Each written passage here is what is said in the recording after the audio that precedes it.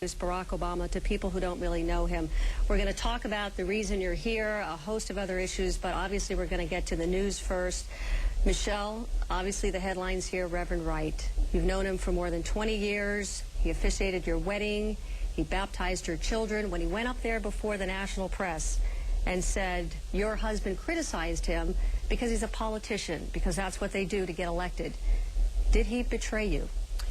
You know, I don't think it's helpful to sort of label it. I think, you know, Barack, I was proud of the statement that he made yesterday. It was a tough thing for him to do. It's a painful situation to be in. But I think that Barack's race speech was one of the most powerful, emotional speeches that he's written in his life. And I think the response to that speech spoke for itself. That wasn't a speech of a political opportunist. Barack has been trying to bridge divides all of his life. And I think that speech was a really sincere attempt to help bring clarity to a very difficult issue that this country has yet to deal with. I was proud of him then.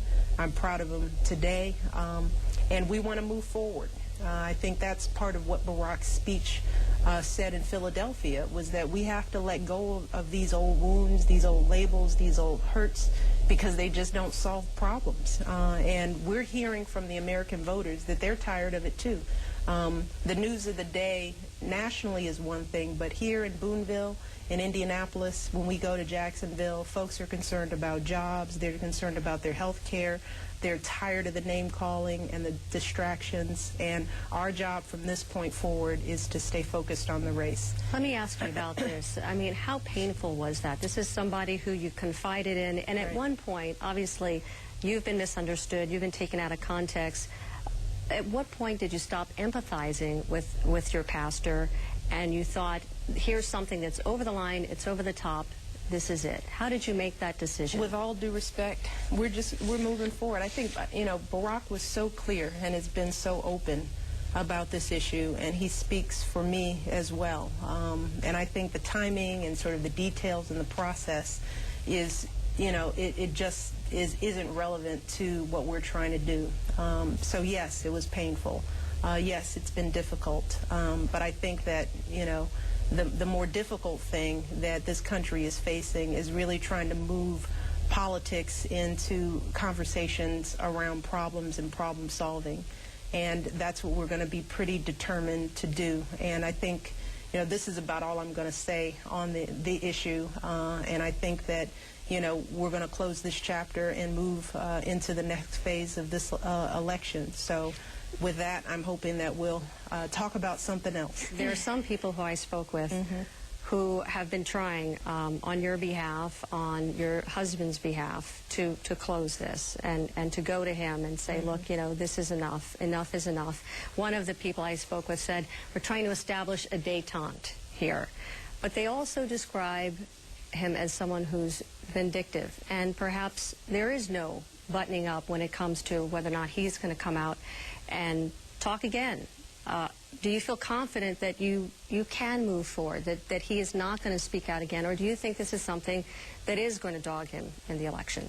We're going to do our best to move forward. Barack and I, in our campaign, we are going to, with everything in our power, if allowed to by the press, to move forward. And, you know, we can't speculate about what other people will do. And, you know, it's just pointless to try to speculate. Caroline, I want to turn the corner here. I want to turn the page. No, you don't. Well, you know, you're nicknamed the Rock behind Barack, and there's a reason. I know you can handle all of the questions that we're throwing at you. Caroline, you're here in Indiana. Obviously, this is something, a place where you want to talk about Barack Obama, where you want to introduce him to voters, specifically female voters. How can he be more effective in reaching out to those key groups, specifically white women, specifically blue-collar families who he needs for the general election? Well, I think, you know, many of the people that I've seen here in Indiana and in other states that I have visited really do find him, his message, his life, his choices, his career, his experience exactly what we need at this time in our country's history. I think he's demonstrated extraordinary leadership, and he's got the power to bring our country together to solve the problems, which is something that we need so desperately right now. And I think for women, as you think about the future, the kind of the century we're moving into, that our children are growing up in, the kind of educational system that we have, the values that, that I was raised with, the kind of the values that he has lived and that Michelle has lived and speak about so eloquently and has written about. I think it's a tremendous example for children. As a parent, I know my own children and so many other younger people across this country have been turned on to politics, inspired. And I think that in families, that's a really powerful thing. And I think it has inspired their parents and grandparents as well. And it's a great thing for me to be part of that effort, because it reminds me of the way that people felt about my father and my uncle. And I met a lot of people here today that talked about them. Is there anything that he needs to be doing differently? The exit polls from Pennsylvania showing with the female vote that 68% went for Clinton among white women and 32% went for Obama. Do you think that there's a way that he can convey his message that resonates a bit more clear with that group? Well, I think, as someone who was raised by a single mother and has two daughters, which in a way are experiences that I share, I find that he will and has put those experiences into his policies in a very profound way. And so whether it's his commitment to early childhood education and raising the minimum wage and after-school funding and making college affordable and asking kids to give back, I think that is something, as well as his own life story, that really makes his candidacy and will make his presidency so special.